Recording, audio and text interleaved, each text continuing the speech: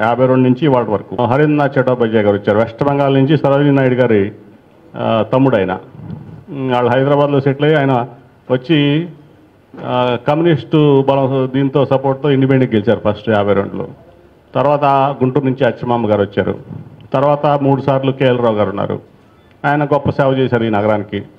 ఆ తర్వాత మురహరి గారు వచ్చారు, ఆయన డిప్యూటీ స్పీకర్ చేశారు. ఆ తర్వాత మళ్ళీ విజయ్ గారు వచ్చారు, మన అట్లాగే వడ్డే సోమనాథేశ్వరరావు వచ్చారు, తర్వాత పర్వతనేని ఉపేంద్ర గారు వచ్చారు, ఆ తర్వాత మన గద్దె రామ్మోహన్ గారు వచ్చారు, తర్వాత 2 సార్లు లాగడపాటి రాజగోపాల్ గారు వచ్చారు, తర్వాత నేను 2 సార్లు చేశాను. ఒక గొప్ప విశేషం ఏంటంటే ఇంతమంది ఎంపీల్లో వీళ్ళందరూ కూడా సరే కొంతమంది వాళ్ళ మార్క్ ఈ నగరం మీద వేసి ఉండొచ్చు, కొంతమంది వేయలేకపోయి ఉండొచ్చు, కానీ ఎవ్వరూ కూడా మచ్చలేని వ్యక్తులు. ఏ పార్టీ వాళ్ళైనా అందరూ కూడా ఇవాళ వరకు ఈ విజయవాడ ప్రజల అదృష్టం ఏంటంటే ఎక్కడొక్కడ ఒక కరప్టనో, ప్రజల జీవితంలో దూరి వాళ్ళని కెలక్టమనో, ల్యాండ్ గ్రాబింగ్ చేయడమనో, లేకపోతే మాఫియా చేయడమనో ఎక్కడ మనకి కామెంట్ మనం వినలా. కేశినేని డెవలపర్స్ అని ఒక సంస్థని 2016లోనే ఇప్పుడు పెట్టాడు. ఈ కేశినేని డెవలపర్స్ ఏంటంటే యాక్చువల్గా కేశినేని అనేది నా ట్రేడ్ మార్క్ రిజిస్టర్డ్ కంపెనీ, ఇది certificate of registration Kesineni developers. ఇది అతను భార్య పేరు మీద ఇంకా బినామీల పేరు మీద ఈ కంపెనీ ఓపెన్ చేశాడు. ఎప్పుడు ఓపెన్ చేశాడు? 2016లో నేను ఎంపీ అయిన తర్వాత. కేశినేని డెవలపర్స్ ప్రైవేట్ లిమిటెడ్ అనే కంపెనీ ఓపెన్ చేశాడు 2016లో. నేను ఎంపీ 14లో అయ్యా. ఇది ఏం చేశాడు? యాక్చువల్గా నేను ఎన్ఓసి ఇవ్వకుండా ఈ కంపెనీ ఓపెన్ చేయడానికి మినిస్ట్రీ ఆఫ్ కార్పొరేట్ అఫైర్స్ ఒప్పుకోదు. నా దొంగ సంతకం ఎన్ఓసి పెట్టి ఈ కేశినేని డెవలపర్స్ని ఓపెన్ చేశాడు, నా దొంగ సంతకం పెట్టి. అయినప్పటికీ సరే తమ్ముడు బాగుపడతాడేమో, మంచి దారిలో వెళ్తాడని చెప్పి నేను ఆ రోజు కూడా నోరు మెదపలా. ఇది పోతే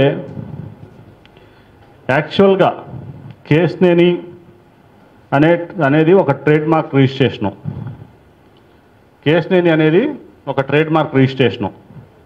ఇది నా పేరు, నేను ఈ కేశినేని ట్రేడ్ మార్క్, మీకు ట్రేడ్ మార్క్ యాక్ట్ తెలిసే ఉంటుంది మీకు, పేటెంట్ రైట్స్. ఇది కేశినేని మీకు చూస్తే ఇక్కడ ఉంటుంది మార్క్ ఏంటంటే కేశినేని. ఓనర్ ప్రొపరైటర్ ఎవరంటే కేశినేని శ్రీనివాస్. ఇది ఎవ్వరూ వాడటానికి లేదు. మీ అందరికీ జర్నలిస్టులు కాబట్టి మీకు బాగా తెలుసు. ఈ కేశినేని అనే పేరు ఈ ప్రపంచంలో నేను తప్ప ఏ కంపెనీ నడపడానికి ఎవరికి రైట్ లేదు. కేశినేని డెవలపర్స్ అని బ్రాండ్ చేసుకున్నాడు, కేశినేని ఫౌండేషన్ అని బ్రాండ్ చేసుకున్నాడు. దీన్ని ఈవెన్ ఈ ట్రేడ్ మార్క్ రిజిస్ట్రేషన్కి అప్లై చేస్తే రిజెక్ట్ అయింది. అది క్లియర్గా ఇక్కడ మీకు క్లియర్గా ఉంటుంది.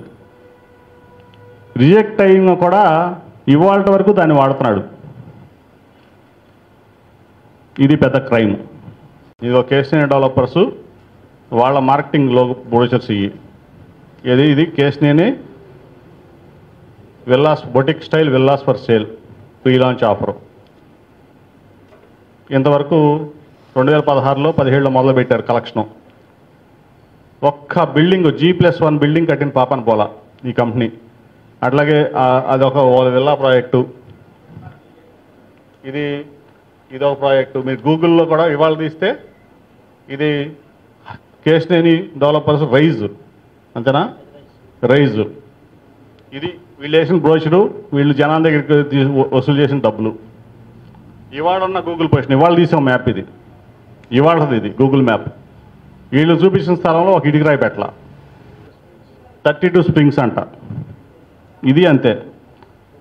ఇప్పుడు అట్లాగే ఇది కాకుండా ఇంకా పెద్ద ఏంటంటే ప్రగతి నగర్లో, హైదరాబాద్ ప్రగతి నగర్లో 97 ఎకరాలు ఈడీ అటాచ్డ్ ల్యాండ్.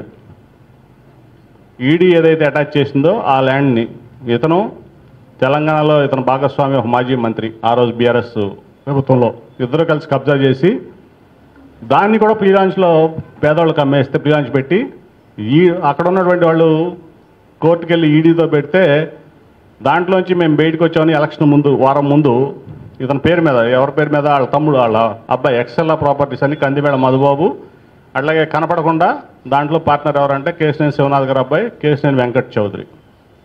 వీళ్ళిద్దరూ కలిసి 97 ఎకరాలు కబ్జా చేశారు. అదంటే బ్యాక్గ్రౌండ్లో చేసింది మన ఎంపీ అభ్యర్థే, టీడీపీ ఎంపీ అభ్యర్థే. ఈయన చేసింది ఏంటంటే పచ్చి మోసాలు. ఈ కేశినేని డెవలపర్స్ అని పెట్టి పచ్చి మోసాలు ఏంటంటే మీరు ఇది తెలంగాణ రెరా వాళ్ళు కేశినేని డెవలపర్స్కి విధించిన ఫైను. నువ్వు అమాయక ప్రజలను మోసం చేసి బిల్డింగ్లు కడతానని చెప్పి ప్రీ లాంచ్ ఆఫర్లో డబ్బులు తీసుకుంటున్నావు కాబట్టి నీకు ఫైన్ వేస్తున్నావు అని చెప్పి ఫైన్ వేసింది. ఇది ఆర్డర్ కాపీ, తెలంగాణ రెరా ఇచ్చిన ఆర్డర్ కాపీ ఇది. అట్లాగే ఇంకా పెద్ద ఇదేంటంటే మీకు తెలియాల్సింది, ఏదైనా కలిసింది ఎవరితో తెలుసా? సాహితీ ఇన్ఫ్రా. విన్నారా సాహితీ ఇన్ఫ్రా పేరు? ఎవరన్నా జైల్లో ఉన్నాడు తెలుసా? ఎందుకున్నాడు తెలుసా? ఎన్నో వందల మందిని, వేల మందిని ప్రీ లాంచ్ ఆఫర్ల మీద డబ్బులు తీసుకుని బిల్డింగ్లు కట్టకుండా మోసం చేస్తే ఆ కేసులో ఈడీ కేసు ఉంది, ఇది ఉంది, జైల్లో ఉన్నాడు. దాంట్లో అతను కేసేసి స్కామ్ చేశారని చెప్పి రెరా, తెలంగాణ రెరా సాహితీ ఇన్ఫ్రాను వీళ్ళిద్దరికీ కలిపి ఫైన్ వేసింది. నేను చెప్పేది ఏది కూడా ఉట్టి మాటలతో చెప్పట్లా, డాక్యుమెంటెడ్ ఎవిడెన్స్ చెప్తున్నాను నేను. ఇక్కడేమో ఈనాడు ఒకటి చెప్తుంది. ఈనాడు ఏం చెప్తుందంటే ఈయన అపేర కుబేరుడు, దాన ధర్మాలు చేయడానికి వచ్చాడు, ఇక్కడ దానాలు ధర్మాలు సేవ చేయడం ఏం దెయ్యం అని ఈనాడు చెప్తా ఉంది. నేను ఎప్పుడు కూడా దాని మీద స్పందించలా. ఇవాళ కూడా ఎందుకు స్పందిస్తానంటే ఇవాళ చెప్పకపోతే నాకు తప్పు అవుతుంది. ఈ ఎన్నికల అఫిడవిట్లో మీరు చూస్తే 2020 వరకు ఇతనికి రూపాయి ఆదాయం లేదని రాసి ఉంది. 2020 వరకు ఇతనికి ₹1 ఆదాయం లేదు, ఇన్కమ్ ట్యాక్స్ ఆదాయం లేదని చెప్పి రాసి ఉంది. నేను చెప్పే మాట కాదు, ఎన్నికల అఫిడవిట్ చెప్పే మాట. దీంట్లోనే 2002 నుంచి 2010 వరకు కొన్ని కోట్ల రూపాయలు ఇప్పటి వరకు కూడా ఈ రోజు వరకు ఈ రోజు వరకు ఇన్కమ్ ట్యాక్స్ బకాయిలు ఉన్నాడని చెప్పి దీంట్లోనే మెన్షన్ చేసి ఉంది. మినిస్ట్రీ ఆఫ్ కార్పొరేట్ అఫైర్స్ ఇతను కంపెనీలన్నీ అంతకుముందు 2010కి ముందు కంపెనీలన్నీ సూట్ కేస్ కంపెనీలు అయ్యి మినిస్ట్రీ ఆఫ్ కార్పొరేట్ అఫైర్స్ ఇవన్నీ కూడా సూట్ కేస్ కంపెనీలు, వీటిని రద్దు చేస్తున్నాం అని చెప్పి మినిస్ట్రీ ఆఫ్ కార్పొరేట్ అఫైర్స్ ఇవన్నీ కూడా ఈ కంపెనీలు అన్నింటిలో మీరు చూస్తే డాక్యుమెంట్స్ మీరు డౌన్లోడ్ చేసుకుంటే, మీరు ఆన్లైన్కి వెళ్ళి డౌన్లోడ్ చేసుకున్నా ఇది కనపడుతుంది. అట్లాగే ఈ సూట్ కేస్ కంపెనీలు అని చెప్పి ఇవన్నీ స్ట్రైక్ ఆఫ్ చేసింది దీనికి. దాన్ని కూడా ఇవాళ ఎన్నికల అఫిడవిట్లో మెన్షన్ చేయలేనా. అంతకుముందు అతని కార్ నెంబర్లు 4 5లు, తర్వాత నా కార్ నెంబర్ 4 ఏళ్ళు కార్ నెంబర్లు మార్చుకుని జనరల్గా మాకు పార్లమెంట్లో ప్రతి ఎంపీకి ఒక స్టిక్కర్ ఇస్తుంది, కార్ స్టిక్కరు. ఆ ఒక్క స్టిక్కరు కూడా మేము పార్లమెంట్ లోపలికి వెళ్ళడానికి బయటకు రావడానికి అక్కడ ఢిల్లీలో ఉన్న కారుకు వాడతాం. మీరు 10 ఏళ్ళలో నన్ను ఎంపీగా చూశారు, ఒక్క స్టిక్కరు నా కారు మీద దేని మీద కూడా పార్లమెంట్ స్టిక్కర్ కనపడతాం.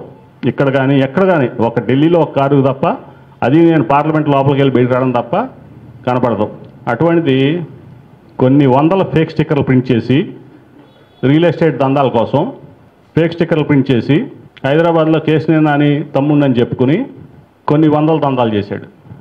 అతనే మహానాడికి వెళ్తా 2022 మహానాడికి, ఒంగోలు మహానాడికి వెళ్తా తను ఫేస్బుక్లో పెట్టుకున్నాడు ఇది కార్ స్టిక్కరు, తన ఫేస్బుక్లో. తర్వాత రిమూవ్ చేశాడు. మీరు బ్యాక్గ్రౌండ్ ఫోరెన్సిక్ చేస్తే పోలీసు వాళ్ళకి తెలుస్తుంది.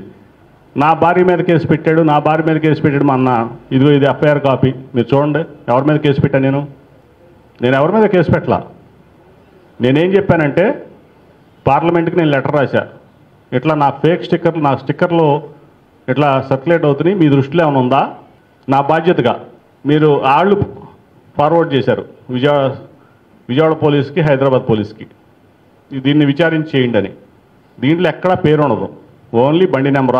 అతను ఏదైతే ఫేస్బుక్లో పెట్టుకున్నాడో ఫేక్ ఎంపీ అంటే, ఒక ఎంపీ కాకముందే పార్లమెంట్ స్టిక్కర్లు ప్రింట్ చేయించేసి ఐడీలతో దందాలు చేసి ప్రజలను మోసం చేసి, అదేంటంటే మా అన్నయ్య మా భార్య మీద కేసు పెట్టాడు, అందుకే రాజకీయాల్లోకి వచ్చానని ఒక నెరేటివ్ బిల్డ్ చేశాడు. ఇది చూడండి ఎఫ్ఐఆర్. పలానా కారు ఫేక్ స్టిక్కర్ వాడుతున్నారు, ఇది ఎవరితో ఏంటో చూసి విచారించి దీన్ని అరికట్టండి అని మాత్రమే నేను రాశా. తప్పనది